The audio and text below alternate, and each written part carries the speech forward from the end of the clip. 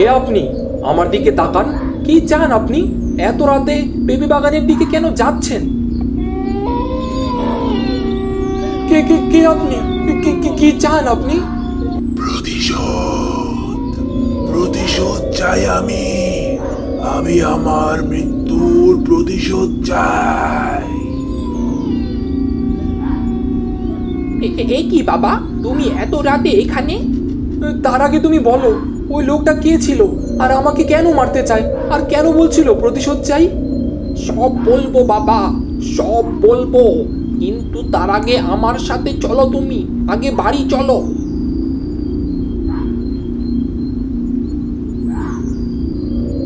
এই কলা বাগান ছিল শফিক মাঝির। তোমার বাবার থেকে নেওয়া ধারের টাকা না দিতে পারায় বাবু শফিকের কাছ থেকে জোর করে এই পেঁপে বাগানটি লিখে নেয়। সেই শোকে শফিক মাঝি এই পেঁপে বাগানে এসে আত্মহত্যা করে। তার মানে আমার বাবার জন্যই এই আত্মা এখানে ঘুরে বেড়ায়, আমার প্রাণ নিতে চায়। হ্যাঁ বাবা, কিন্তু এই কথা বড় বাবু কাউকে বলতে নিষেধ করেছে, এমনকি তোমাকেও। তুমি আমাকে অনেক বড় উপকার করলে এই কথাটা বলে। এখন যেভাবেই হোক আমাকে এই আত্মার মুক্তি দিতে হবে।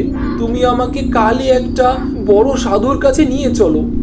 ঠিক আছে বাবা, কালই আমি তোমাকে একটা বড় সাধুর কাছে নিয়ে যাব। এখন আমি চলি।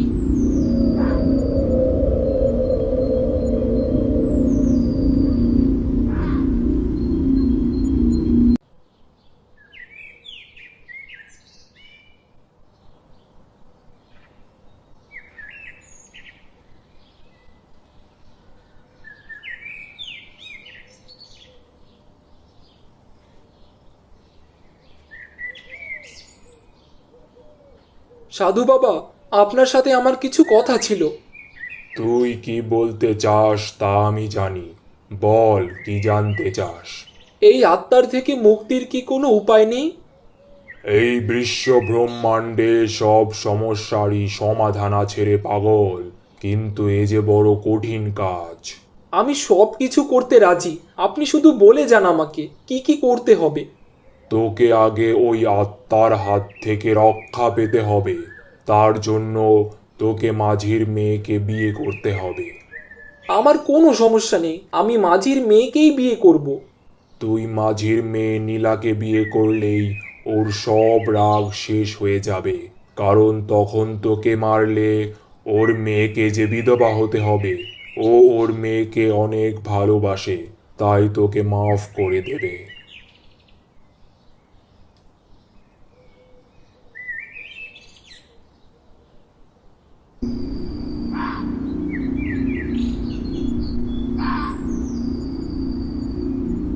এখনই আসবে তোমার বাবা। আমার খুব ভয় লাগছে, বাবা যদি তোমার সাথে কিছু করে বসে। আমার কিছুই হবে না, তুমি শুধু আমার সাথে থেকো। ভয় পাস নে মা, আমি তোদের কোনো ক্ষতি করব না। দেখেন, আপনার মনের আশা আমি পূরণ করেছি, আপনার মেয়েকে আমি বিয়ে করেছি। এখন আমার আর কোনো অভিযোগ নেই।